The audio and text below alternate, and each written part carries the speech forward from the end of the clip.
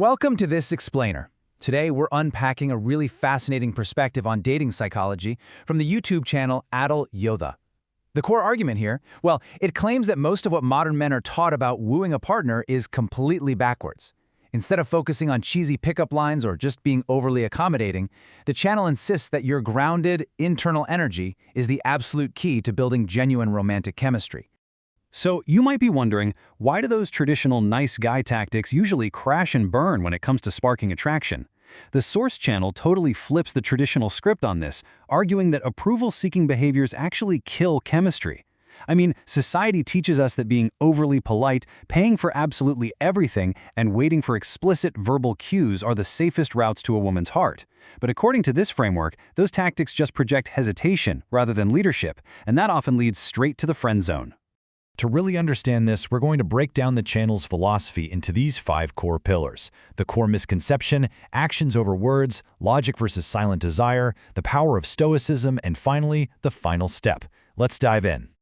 Starting off with Section 1, the core misconception, rejection and energy. Now this is a powerful idea. The immediate hurdle men face here isn't actually a lack of female desire, but rather a projection of their own insecurity or neediness. The argument is that women are biologically wired to reject energy that feels anxious or ungrounded.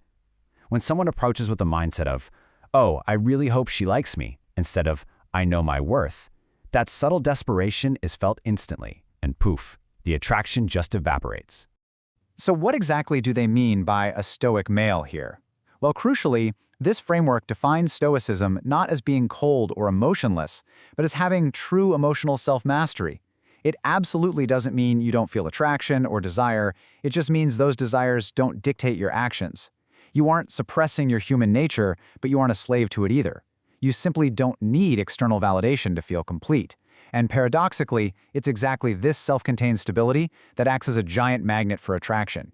To really illustrate this, the channel shares this great anecdote about a guy in Delhi. He takes a woman on multiple dates, he pays for everything, he is perfectly polite and respectful. But when he finally tries to make a move, there is no spark, zero tension. Then, a few days later, she dates a different guy who is just super direct.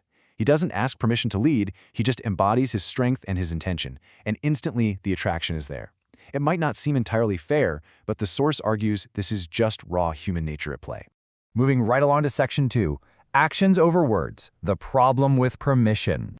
The channel argues that asking timid questions like, "Can I kiss you?" or "Can I hold your hand?" kind of forces the other person to take the lead.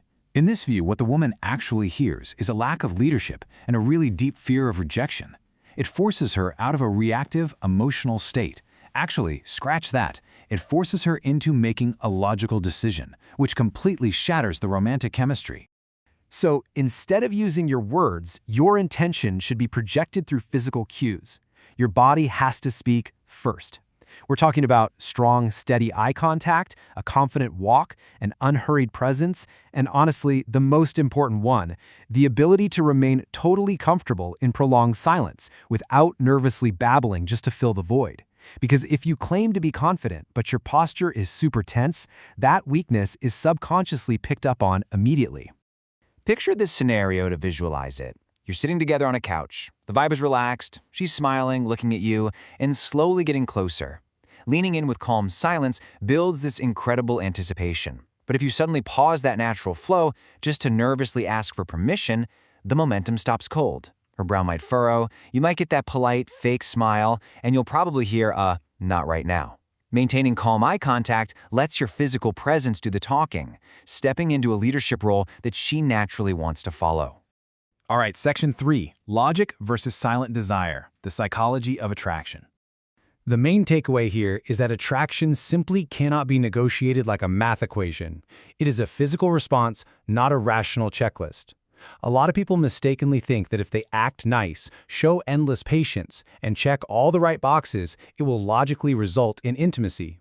This framework pushes back hard on that, stating that desire is born in the body and the heart, definitely not the analytical brain.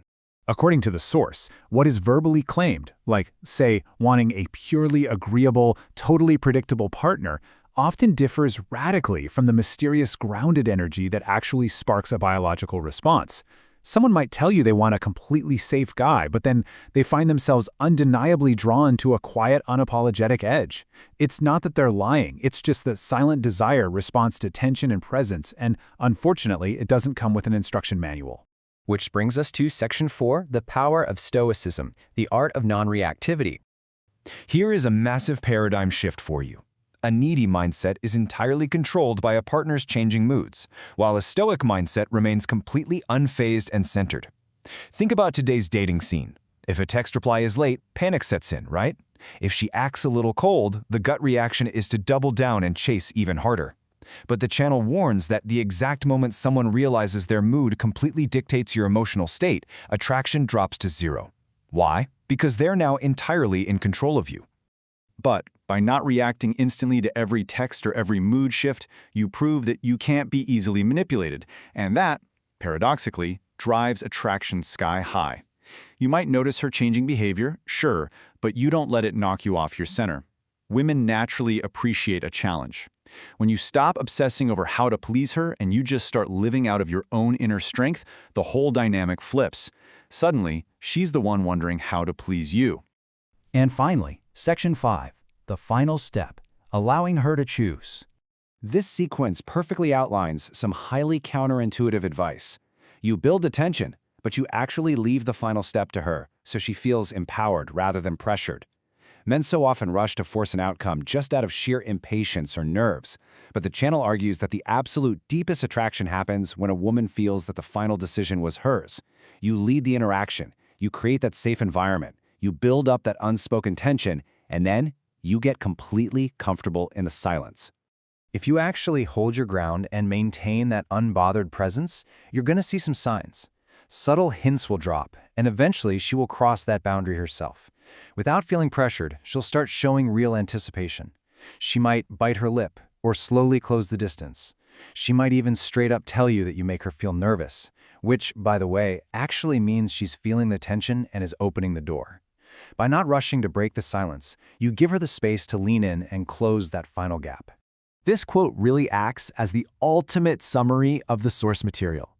Attraction is a natural byproduct of creating the right environment and having a grounded energy. It is never a verbal negotiation.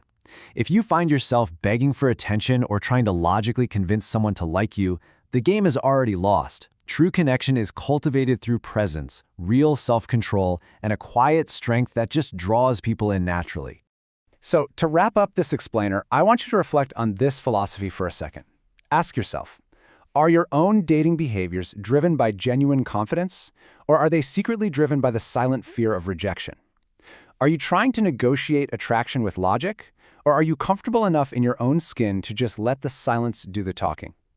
It is definitely a challenging perspective, but one that forces us to completely rethink modern relationships. Thanks so much for joining us, and we'll see you in the next explainer.